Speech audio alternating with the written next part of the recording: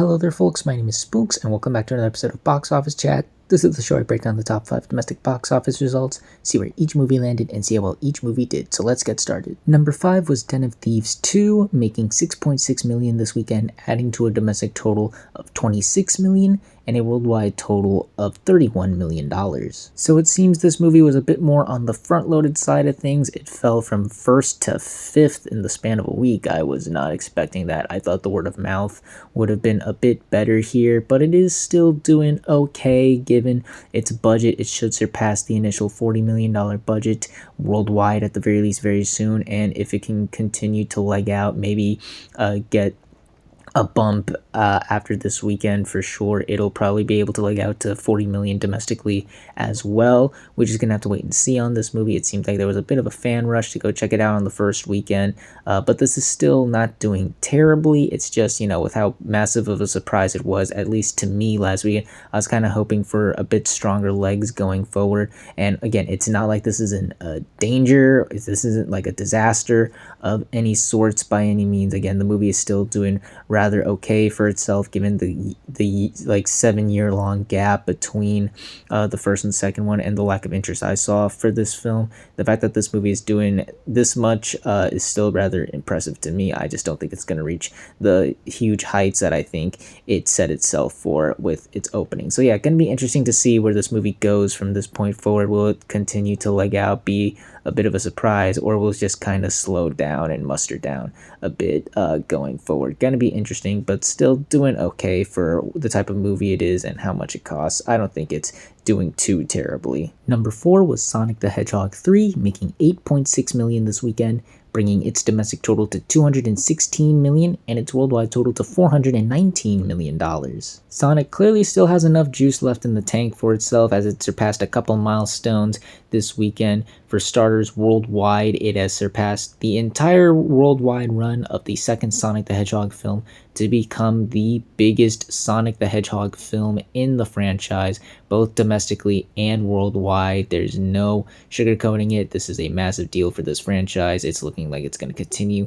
to become the biggest film as we head throughout the rest of its theatrical run. And compared to other video game movies, it is now the 5th biggest video game adaptation worldwide. It sits behind Rampage, Warcraft, Pokemon, Detective Pikachu, and the Super Mario Brothers movie. Once again, I don't think it's going to get to Mario, but I think at the very least it should get to Detective Pikachu's number. That movie was at 450, and seeing how close this movie is at and seeing how well it's still doing, I could see it reaching those numbers for sure. So there's still a chance for this movie to enter the top 2 biggest video game adaptations worldwide, as it is with on the domestic side of things. It is still the 2nd biggest video game adaptation of all time domestically, once again behind Super Mario Brothers. Don't think it's going to get to that movie's numbers either, but this is still rather very impressive. It's going to be interesting to see how this movie does throughout the rest of its theatrical run, not only because the hype has definitely started to dwindle a bit. It did have its best hold this weekend, 24%.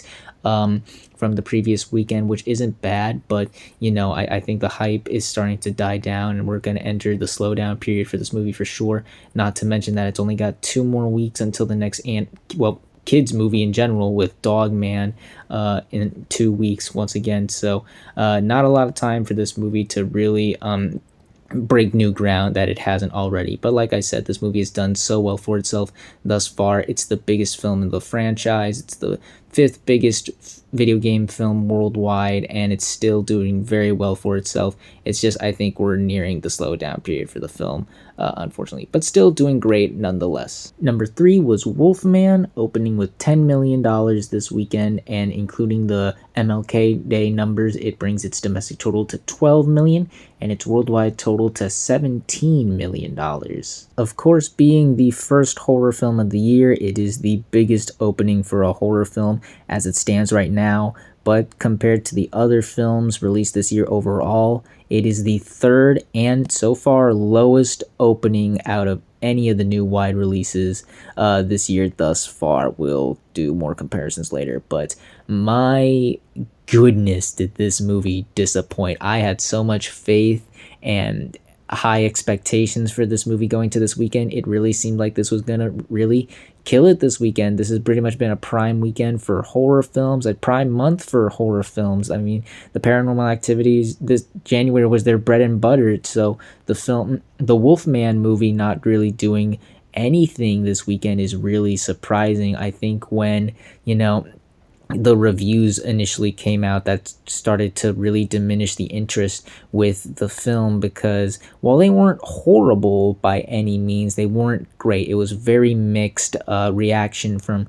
critics, and I think like I said in my expectations last week, the design of the Wolfman looked really, really goofy and stupid, and I think that kind of tarnished the movie a bit. But what I also was not expecting was how low the interest was going to be as we got into the weekend, because all the hype for this movie died down as soon as the movie opened. Just nobody really wanted to see this movie, and people who did go and see it did not like it. It got a C- cinema score rating. That is not good for a horror film like this. Its saving grace right now is that it's a Blumhouse movie, so it only costed $25 million. I'm sure it'll make that back worldwide very soon, and if it's lucky, it can make that back domestically. But again, the word of mouth is so horrible. I don't expect this movie to have the best legs here, really. I think this movie's gonna plummet after this weekend due to the horrible word of mouth it's facing. Not to mention that, like with Sonic, it's got competition in the next 2 weeks. It's only got 2 weeks until the next horror film with Companion also coming out the same weekend as Dogman. So this movie does not have a lot of time to really make up for the disappointing opening here. Again, I've been wrong before. Maybe this thing somehow turns this ship around and becomes a sleeper hit, but I don't see it with this movie. Just everything has just really been bad for this movie all around. The reviews were bad, the interest got worse, and the audience reception has been terrible. I hate to say it, but this is looking like it's going to be the first big disappointment of the year, unfortunately, which is a shame, because this definitely seemed like it was going to be one of the bigger breakout hits of the year, but alas, I guess it just wasn't meant to be. Number 2 was One of Them Days, opening with 11.6 million this weekend, and including the MLK Day numbers, it brings its domestic total to 14 million. That total stays the same worldwide, as it hasn't been released in any international countries yet. Of course, being the only adult comedy out in theaters right now, it is the biggest opening for an adult R-rated comedy this year so far. But in terms of everything else this year overall, it is the second biggest opening of the year so far. It topped Wolfman, but it still sits behind Den of Thieves 2. I was talking so much, well, I won't say talking so much, but I was definitely talking smack about this movie's performance. I said it was a wild card. It could go either way. It could surprise or disappointed, but I'm very happy to say that this movie easily exceeded all expectations for this film. It didn't do gangbusters. This is not like another Mufasa or anything, but for the type of movie it is and the expectations going into it, this is still a really impressive performance. It shows that the interest was much bigger than I think a lot of people were expecting it to have. It seemed like a lot of people really liked the trailers and were interested in checking the movie out this weekend, and it definitely had the star power working for it. It was reported that at least almost half of the people who went to see this movie saw it solely because it featured Keke Palmer and SZA in it, which is really awesome to see the support from their fans going to check this movie out. What also helped the movie out, I think, was just the positive reception it's gotten. I think once those really strong reviews came out, interest boomed. Like, critics were loving this movie. It received overwhelmingly positive reviews from critics, and audiences are loving it even more so. The people who went to see it are loving it thus far. I've been hearing nonstop good things about this movie for the past couple days. People are really liking it, and on Cinema Score, it got an A- Cinema Score rating, which is excellent for an adult comedy, especially these days. I feel like even going back to like pre-pandemic, like around Good Boys, the best ones that would only be able to muster like a B+. So this getting an A- is really, really good. And another positive here is that the movie did not cost that much to make. It was only a $14 million movie, and would you look at that, it's already made that back. I feel like this movie could have been a bit bigger if the studio had a bit more confidence in it, give it a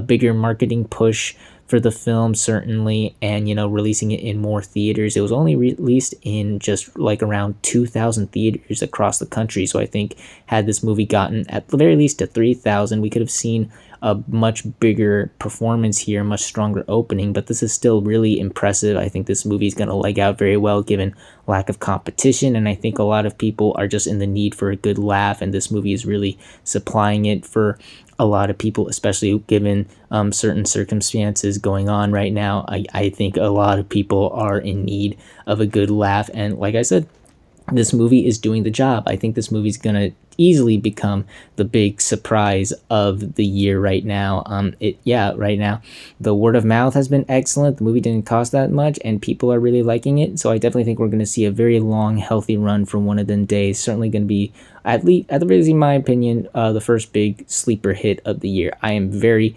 interested to seeing how much further this movie can go, if it can keep this momentum going throughout the rest of its theatrical run. But yeah, so far so good. A very solid opening for One of Them Days. And finally, let's end the video off with the number one movie of the weekend, which was Mufasa: The Lion King, making $11.7 million this weekend, bringing its domestic total to $215 million and its worldwide total to $593 million. So despite being a very tight race this weekend, about $100,000 difference between number one and number two, Mufasa reclaims his throne once again with a just 18% drop off from last weekend. Absolutely insane run here. Yes, it's partially due to the fact that it was MLK weekend, so kids had the extra day off, and I'm sure a lot of families wanted to go check out this movie to spend the holiday with their kids. But still, though, the fact, like look where Sonic is right now. It's in fourth right now, and that movie's still doing good. But the fact that Mufasa seems to have more longevity, it's been holding stronger thus far, just is just a testament, really, to how strong the movie has been holding with general audiences. People are still going to see this movie. It still doesn't seem like it's going to be slowing down anytime soon, and it's pushing itself throughout further milestones. It surpassed 200 million domestically. It's cracked the top 10 biggest films domestically, and it's just 7 million away from surpassing $600 million worldwide, which seemed out of the realm of possibility for this movie on its opening. But here we are, and it seems like it's gonna continue to do this at least for the next 2 weeks. Like I said with Sonic, only got a couple weeks until Dogman. We'll see what happens to this movie after that film comes out. I think that's going to probably seal a chunk of this movie's audience for sure, seeing as how that's also going to be going for a more general audience, especially with family films.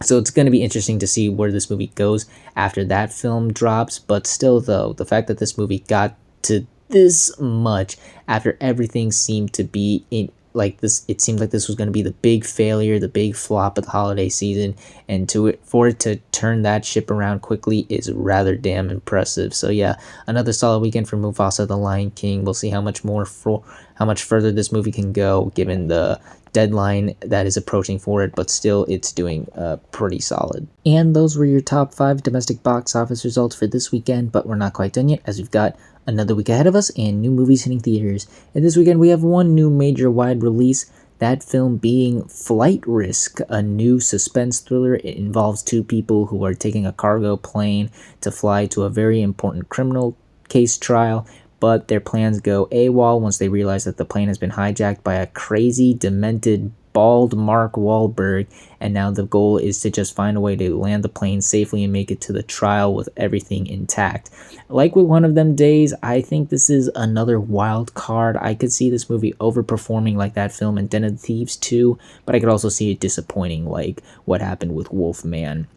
I think, given that this is a much more serious film, it's aiming for a much more older audience. I think it could really bring that crowd back into the theaters. It definitely has star power with Mark Wahlberg. They're really selling it on him and, how crazy he is in the film. And there seems to be some interest with the film. I see some people talking about it here and there. The problems are it's an original movie. Those are definitely very much harder to get people out of the house to go check out at the theater. So there's that. I'm not seeing a big marketing push for this movie. I've certainly gotten the trailer a couple times and I've seen a couple commercials, but I haven't seen a lot of big extensive promos for this movie up to this point, really. And while the buzz is there, it's not like big or grand. Like I saw more people talking about One of Them Days than I do for this movie. And also maybe this is just me, but bald Mark Wahlberg I think is just too crazy of an idea. Like I get it, he's the antagonist, you have to make him odd and crazy, but I don't know, I think that's a bit too far, and I think that might just turn people away from this movie. I don't know, maybe it's just me, but yeah, definitely a wild card. Gonna be interesting to see how this movie does. I'm sure it'll probably top the box office because given how low the numbers are right now, but I'm not sure if it's really going to do any gangbusters. I mean, this was originally supposed to come out in October, but got pushed to January from the studio, which by the way is Lionsgate. So another boost of confidence there. So yeah, going to be interesting to see how this movie does this weekend, but we'll see how well this movie does, as well as the rest of the movies that land in the top 5 on the next Box Office Chat. And that's going to do it for this week's episode of Box Office Chat. What did you all think of the results? Were you satisfied, unsatisfied? Comment down below and let me know. If you like this video, hit the like button. If you like this channel, hit the subscribe button. Follow me on all the social media links right there. And until next time, everyone, stay sharp.